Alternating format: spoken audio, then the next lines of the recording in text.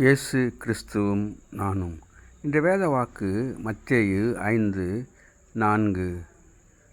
துயரப்படுகிறவர்கள் பாக்கியவான்கள், அவர்கள் ஆறுதல் அடைவார்கள். அன்பான சகோதர சகோதரிகளே, ஆண்டவர் மலைப்பிரசங்கத்திலே இந்த வார்த்தைகளை சொல்லுகின்றார். துயரப்படுகிறவர்கள் பாக்கியவான்கள், அவர்கள் ஆறுதல் அடைவார்கள் என்று. அன்பான சகோதர சகோதரிகளே, ஆண்டவர் துயரப்படுகிறவர்களை ஆறுதல் படுத்துகின்ற தெய்வமாக இருக்கின்றார். அவர் உலகத்தில் வாழ்ந்த காலத்திலே துயரத்திலே, கஷ்டத்திலே, வேதனையிலே, வருத்தத்தில் இருந்த, வியாதியில் இருந்த மக்களை எல்லாம் அவர் குணப்படுத்தினார் என்று நாம் பார்க்கின்றோம். ஆறுதலின் தேவன் என்று நம்முடைய கடவுளுக்கு பெயர் உண்டு.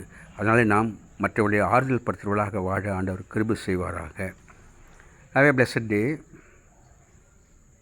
God bless you. Take care. Be safe.